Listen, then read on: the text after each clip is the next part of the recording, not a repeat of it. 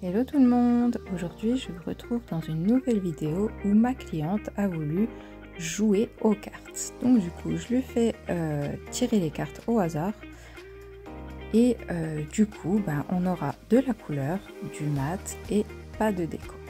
Donc comme à mon habitude, après avoir bien désinfecté les mains de ma cliente, je vais, après avoir repoussé avec mon petit bâton de buis, venir gratouiller les petites peaux mortes qui peuvent être collées sur la plaque unguiale de ma cliente. Donc je ne fais vraiment pas de pression, j'y vais tout doucement, toujours avec douceur.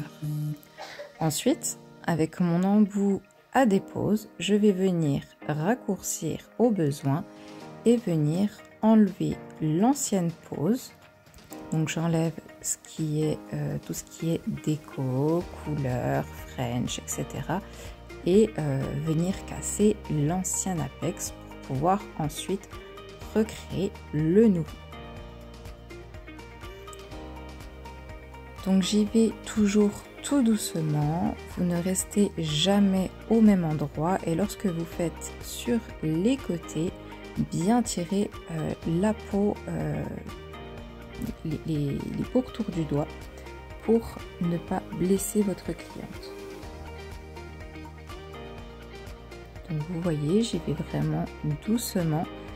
La vidéo est en accéléré parce que sinon ça vous ferait des vidéos beaucoup trop longues.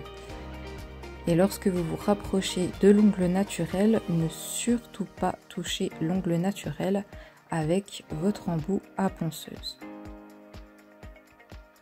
Ensuite, avec ma lime 180, je vais venir donner la forme à mes ongles et je vais du coup peaufiner un peu pour avoir une surface lisse et propre pour après que je puisse poser la matière sans souci. Car ici, je travaille en sans limage. Donc je prends bien mes repères pour pouvoir faire de jolies petites amandes. Je vais déjà faire les latérales. Je donne la forme à mon bord libre. Et ensuite, comme je vous ai dit, j'enlève ce qu'il faut enlever pour qu'il y ait une surface vraiment la plus propre et la plus nette possible pour qu'après on n'ait plus rien à toucher.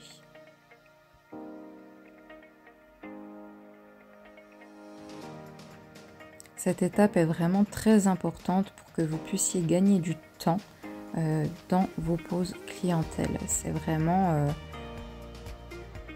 un gain de temps pour la suite, que vous fassiez du non-limage ou pas. Cela permet vraiment de bien visualiser votre ongle à venir, l'apex où il va être, etc.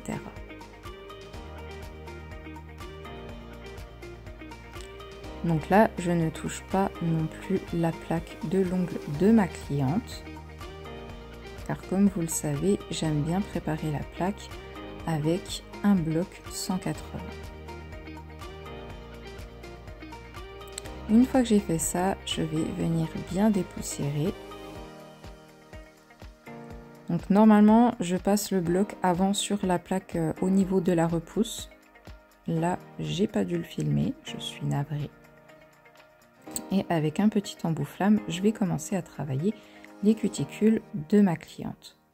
Toujours avec douceur, bien faire attention, ne pas aller trop loin avec votre embout. Je ne fais jamais de manucure trop abrasive. Il ne faut pas, pour ne pas faire mal ou blesser au niveau de la matrice de l'ongle. Donc je commence toujours par les côtés gauche et ensuite je fais les côtés droits. Je relève un peu la peau au niveau du repli proximal et je vais venir un peu comme faire un gommage en fait à mes cuticules pour justement que par la suite j'enlève uniquement la peau morte. On ne touche pas à la peau vivante. Ce qui va nous permettre d'avoir une préparation impeccable, un gain de place et qu'il ne reste vraiment plus rien sur l'ongle naturel.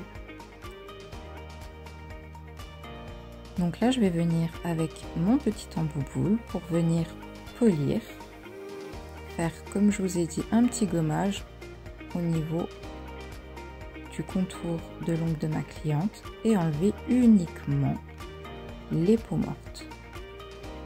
Je n'appuie pas, je ne force pas, il ne faut pas que ça brûle, que ça chauffe ou alors que la peau de votre cliente change de couleur. Bien sûr, il y a des clientes qui sont plus ou moins sensibles. À vous d'adapter votre protocole en fonction d'eux. Ah, là, du coup, j'ai fait le bloc après. Donc moi, je vous conseille plutôt de faire le bloc avant. Parce que après, vous pouvez, du coup, sans le faire exprès, retoucher un petit peu au niveau des cuticules et refaire un petit peu de peau morte. Une fois que tout est fait, je vais venir pchiter du cleaner. Ah non, je raccourcis mon ongle avant. Celui que je dois refaire une extension, je le prépare pour que mon chablon puisse s'emboîter à la perfection. Une fois que j'ai fini, je pchite du cleaner et je prends ma petite brossette et je viens bien dépoussiérer sur le contour de mes cuticules pour que ça soit vraiment propre et net. La moindre petite poussière peut vraiment faire que votre pose ne tienne pas, se décolle et là c'est la catastrophe. Ensuite je passe à mes liquides de préparation. Donc ici je mets un déshydratant, un stabilisateur de pH et pour ma cliente on utilise un primer avec acide car elle a des problèmes de tenue.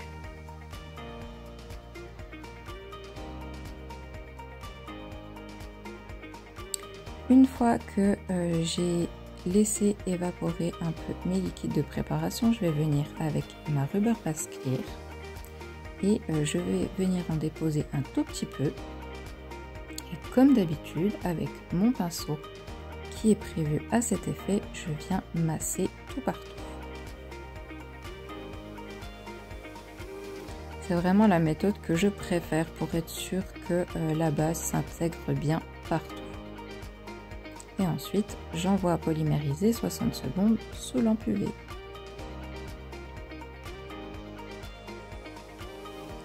Je prépare donc mon chablon. Donc là, il y a besoin d'un petit découpage. Donc je vais venir prendre mes repères. Donc ici, de la largeur de mon ongle. Et ensuite, de la profondeur de mon ongle. Je suis bien mes petits repères et je viens donc effectuer la découpe avant de venir repositionner le chablon qui va s'emboîter à la perfection. Il faut vraiment en fait que votre chablon fasse du côte à côte et que lorsque vous faites l'extension, en fait que votre extension soit comme si c'était l'ongle naturel qui poussait. Il ne faut pas que ça fasse d'escalier. Sinon, ça fait pas très propre et après, la plupart du temps, ça agace les clientes qui, par la suite, lors de la repousse, elles vont venir gratouiller et du coup provoquer des casses. Donc là, comme vous avez pu le voir, j'ai aussi fait une découpe pour libérer la pulpe du doigt de ma cliente. Je repère la longueur avec son majeur et avec le Absolute Clear, je vais venir faire mon extension. Donc là, vu que c'est du full, je vais placer une petite boule au centre, un petit peu sur la plaque de l'ongle et sur le chablon. Et ensuite, je vais d'un point de rupture à un autre point de rupture. Puis je vais venir étirer petit à petit ma matière en essayant au préalable de faire la forme au maximum le mieux possible. Alors certains élèves me demandent est-ce qu'on peut faire l'extension entre guillemets à la va-vite et après on récupère tout l'image. Oui, vous pouvez, mais c'est une perte de temps et de matière. Je polymérise 30 secondes et ensuite je viens avec ma pince à pincher pour venir faire un peu de pinchage. Pareil, ça, c'est vraiment quelque chose qu'il faut faire au millimètre près pour ne pas faire mal à la cliente et ne pas provoquer par la suite une onycholyse. Une fois que le produit a bien refroidi, je viens avec ma pince faire des petites bulles d'air et enlever délicatement mon chablon.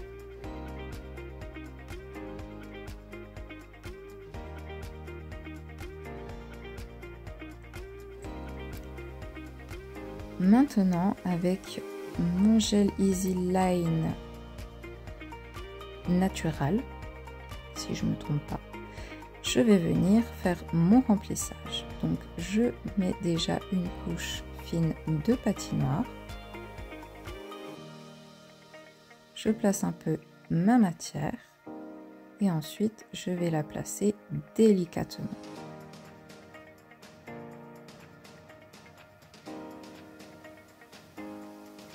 Donc je vais tout doux au niveau des cuticules, comme vous avez pu voir, je pousse et je tire. Ensuite, je fais ma construction pour bien placer l'apex et avec un petit pinceau de détail, je viens tirer, caresser la matière pour qu'elle aille sur les côtés. Donc la gamme Easy Line, j'aime bien parce que c'est vraiment une gamme qui ne va pas couler de partout. Elle va vraiment se placer, se semi-auto-égaliser, mais elle va pas dégouliner de tous les côtés. Lorsque vous faites votre petite couche de patinoire, bien faire attention à ne pas toucher les pourtours de l'ongle pour ne pas avoir d'appel de gel. C'est-à-dire que si vous en mettez une petite goutte sur votre peau, le gel appelle le gel. Donc du coup, en fait, même si vous placez correctement votre boule de l'apex, etc. de construction, il va toujours finir par couler où vous avez touché en fait la peau avec le gel. Donc là, comme vous avez vu, j'ai placé ma boule, j'ai fait le contour des cuticules. J'ai fait un peu de gauche à droite, ensuite je tire jusqu'au bord libre et je viens fignoler avec mon petit pinceau liner.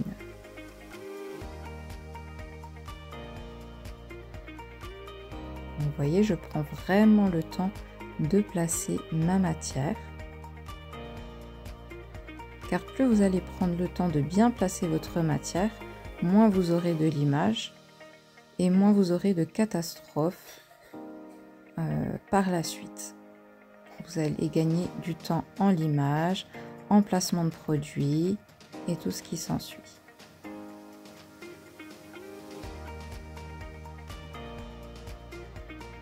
J'aime vraiment beaucoup ce gel, mes clientes l'aiment beaucoup aussi parce que du coup en fait il a vraiment une couleur naturelle et à la repousse ça ne se voit pas.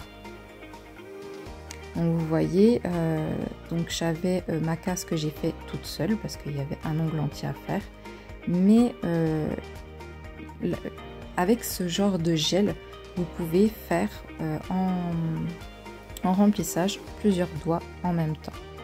Bien expliquer à vos clientes comment tenir son doigt, donc bien vers le bas pour pas que ça parte vers les cuticules. Et en fait, le temps que vous placez la matière sur les autres doigts, tout va s'auto-lisser. Et vous allez encore une fois gagner du temps pour votre limage.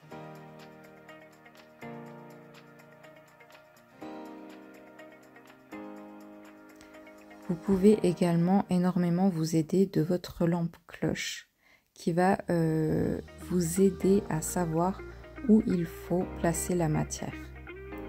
Savoir où il y a des petits creux, etc. Et du coup, ça va encore une fois vous aider à gagner du temps. Vous voyez, j'ai placé ma boule, je vais tout doucement vers les cuticules. Je vais de gauche à droite, j'étends jusqu'au bord libre. Et ensuite, avec mon pinceau de détail, je viens caresser la matière pour la placer correctement sur les côtés.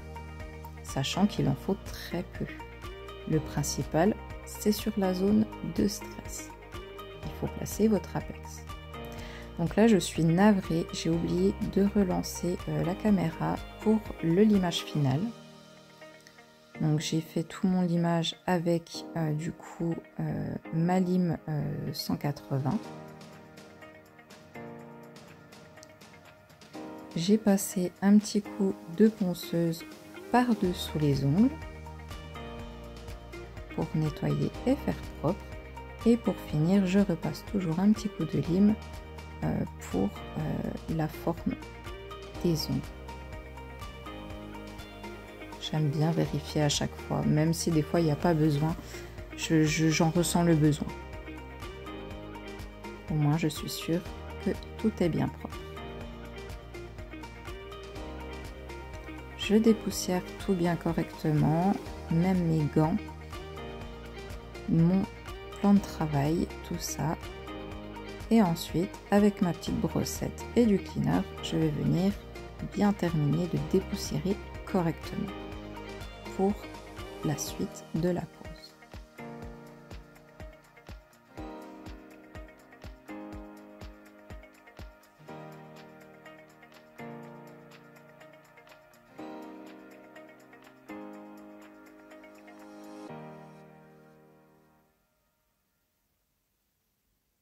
Ces étapes sont vraiment très importantes. N'oubliez pas que la poussière est vraiment un ennemi crucial de la pose en gel, acrygel, semi. C'est vraiment quelque chose qu'il ne faut pas avoir. Ensuite, nous avons choisi un magnifique rouge avec ma cliente. Donc c'est un semi-permanent, la couleur Tiamo. Donc comme d'habitude, je vais la poser, bien l'étirer. Et ensuite, avec mon pinceau de détail, je vais faire tout le contour pour que ça soit bien propre et au plus proche de la peau. Et ensuite, on envoie en main.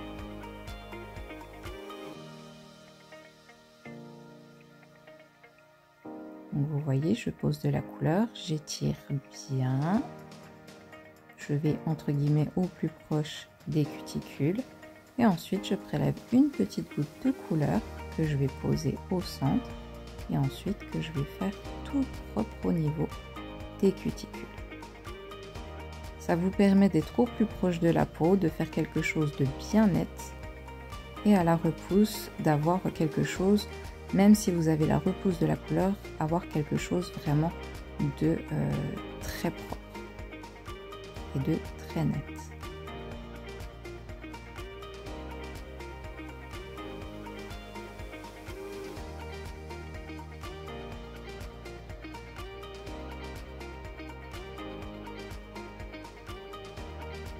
Je fonctionne vraiment comme ça à chaque fois que je place des couleurs de semi, parce que je trouve que c'est vraiment la façon la plus propre de travailler. Et sur 4 autres doigts, on va utiliser un semi de la couleur princesse qui est magnifique. Je vous laisse voir. Enfin, il a vraiment des reflets dorés, mais sublimes. Et ben, je le place pareil. J'étire bien ma couleur. Ensuite, avec le pinceau de détail, je fais bien le pourtour.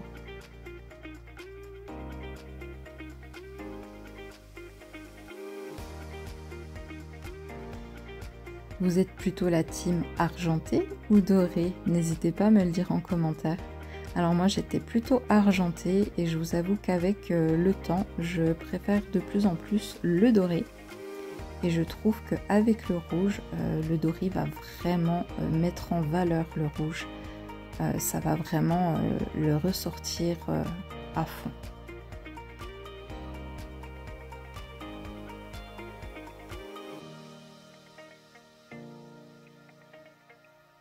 Ce que j'aime bien aussi dans cette couleur, c'est qu'il va être doré, mais il ne va pas remplir complètement l'ongle. Il va laisser un petit peu du cover transparaître à travers, et je trouve que ça donne tout son charme. Après, vous pouvez très bien en mettre une seconde couche pour que ça soit encore plus intense. Là, ma cliente aimait bien l'effet, donc on est resté sur le choix d'avoir un petit peu de transparence.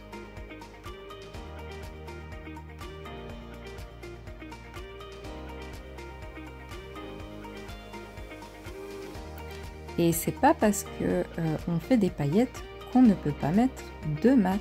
Donc là, je prends une finition mat que je vais appliquer sur de l'auriculaire jusqu'à l'index.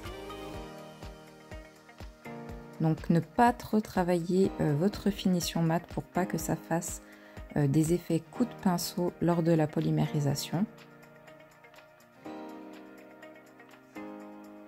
Je vais faire retourner la main de ma cliente quelques secondes et ensuite on envoie à la lampe. Donc on va polymériser 60 secondes. Je vérifie toujours le fil de lumière avant d'envoyer en lampe. Et voilà le résultat. J'espère que cette vidéo vous aura plu. Je vous fais des bisous.